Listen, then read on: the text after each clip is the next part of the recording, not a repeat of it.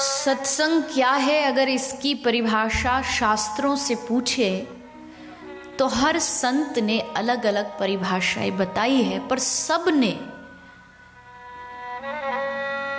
सत्संग की महिमा को जरूर गाया है। भागवत कह रही है, तुलयाम लवेनापि न स्वर्गम न पुनर्भवम, भगवत संगी संगस्य मर्त्यानाम किमुताशिषः।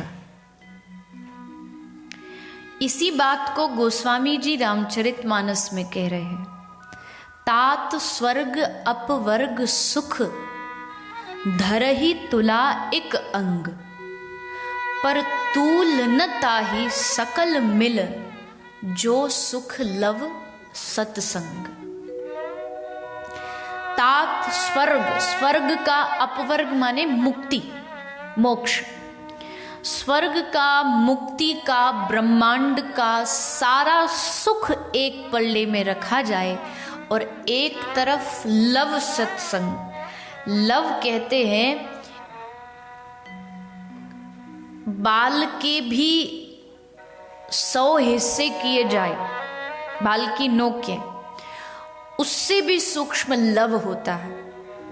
तो लव सत्संग यानी इतनी देर का सत्संग भी अगर हमें प्राप्त हो जाए तो उस सुख के सामने स्वर्ग का सुख भी फीका है। कबीर कह रहे हैं, भागवत ने कहा, फिर तुलसीदास जी ने कहा और फिर कबीर ने गाया, राम बुलावा भेजया दिया कबीरा रोए। रोने लगे कबीरदास जी। किसी ने कहा, रे आप तो महात्मा हो, महात्मा को मृत्यु से क्या डरना, जाते जाते रो क्यों रहे हो? कबीर ने कहा, मैं मौत से नहीं डर रहा। राम बुलावा भेजिया दिया कबीरा रोए, जो सुख है सत्संग में सो बैकुंठ न होए। मुझे पता है मैंने कर्म तो इतने अच्छे किए हैं कि मैं वैकुंठ तो जाने वाला हूँ, लेकिन अगर वहाँ मुझे सत्संग नहीं मिलेगा, उस दिन को याद करके मैं रो रहा हूँ कि वहाँ चला गया और मैं सत्संग से दूर हो गया। तो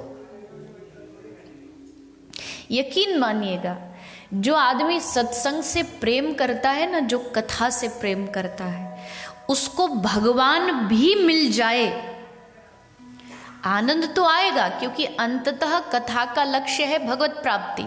लेकिन भगवान भी मिल जाए, उसके बाद भी वो भगवान की कथा को नहीं छोड़ेगा। कई लोगों को इसलिए कथा सुननी है कि उनको मुक्ति मिले, पर कई लोगों को इसलिए सुननी है क्योंकि जब वो कथा में 3 घंटे बैठते हैं तो ऐसा एहसास होता है कि वो चेयर पर नहीं, सोफे पर नहीं, कुर्सी पर नहीं, ठाकुर जी की गोदी में बैठे। और जैसे कोई गोदी में बैठे बालक को बड़े प्यार से दुलारता है, प्यार करता है, वैसे ठाकुर उसे प्यार कर रहे।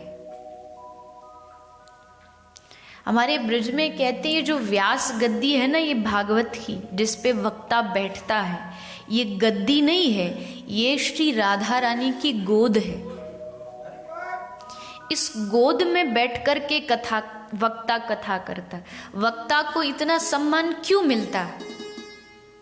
मैं नहीं, इस व्यास गद्दी पे कोई और भी आके बैठ जाए, उसको भी मुझसे कहीं अधिक सम्मान मिलेगा, क्योंकि सम्मान उसका नहीं है, सम्मान उस पीठ का है, उस गद्दी का है। पर कई बार होता क्या है, सम्मान मिलता है व्यास गद्दी को, पर जो बैठा है वो भूल करके समझने लगता है कि मेरी पूजा हो रही। देखो, इतने सारे लोग मुझे सुनने आए हैं। जैसे उदाहरण के लिए, पहले के समय में जो कलश यात्रा निकाली जाती थी, जिसको आप लोग पोथी यात्रा बोलते हैं, तो वो बैलगाड़ी में बैलगाड़ी में निकाली जाती थी। जो वक्ता जी होते थे वो बैलगाड़ी में, अब आजकल तो भारत में रथ आ गए, वो रथ पर बैठ के जाते हैं, पर पहले बैलगाड़ी में जाते थे। तो अब पोथी भगवान की ऊपर रखनी है, अब बैल किसी कारण से नहीं आ पाया, तो बैलगाड़ी वाले ने उसमें एक गधा खच्चर जिसे बोलते हैं, खच्चर जो सामान ढोता है, उसको लगा दिया। अब वो चलने लगा। अब जब वो चल रहा है, अब भागवत जी आ रही है उसमें विराजमान होके, तो सब पूजा कर रहे हैं। कोई फूल डाल रहा है, कोई माला अर्पित कर रहा है, कोई आरती कर रहा है, कोई प्रणाम कर रहा है। पर वो गधा क्या सोचता, अरे वाह देखो मेरी कितनी पूजा हो रही है। गधा तो गधा है। अब वो सोचता, वाह देखो मेरी आरती, मेरी पूजा, मैं जहां जहां जा रहा हूं सब मुझे प्रणाम कर रहे, ढोक लगा रहे, क्या बात है, इतना सम्मान मेरा। अब तो एकदम ऐसा चल रहा था, अब ऐसे चलने लगा, गदगद हो गया। अब बड़े घमंड में चलता चलता जा रहा। थोड़ी आगे जाके पंडाल आ गया, शोभा यात्रा की पोथी उतार दी गई, और जैसे पोथी उतारी उसको गाड़ी से अलग किया तो मालिक ने डंडा लेके कहा, चल आगे चल। तब असलियत याद आई कि सम्मान तेरा नहीं था, तेरे ऊपर कोई बैठा था, ये सम्मान उसका था। कोई भी दुनिया का संत मानते हो, कोई भी महापुरुष हो, मुझे शायद पिछली बार या कब आप ही ने एक बड़ा सुंदर उदाहरण दिया था, मुझे अभी तक याद है, कहीं सुना है, मुझे याद नहीं कि कथा में कहा या कहाँ का, कि संत का मतलब है कि वो सारी दुनिया को टॉर्च दिखाए। टॉर्च से मतलब प्रकाश दे, सारे समाज को प्रकाश दे। पर कभी कभी क्या होता है कि वो टॉर्च इधर दिखाने की जगह इधर दिखा देता है। मतलब मुझे देखो, मेरा सम्मान करो, मेरा स्वागत, मेरा ये, मेरा वो, और यहीं आके फिर गड़बड़ हो जाती है। तो सम्मान जो है ये इस व्यासपीठ का है।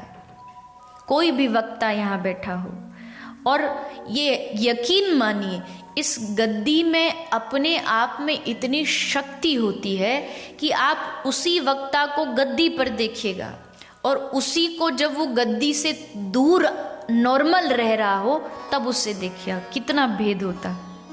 हाँ, भक्ति में भेद नहीं होगा। अगर वो सच्चा संत होगा तो वो वहां भी उसकी भक्ति झलकेगी, लेकिन यहाँ एक स्वतः ही इस व्यासपीठ का एक प्रकाश है, इसकी एक शक्ति, एक ताकत है। कोई बैठे,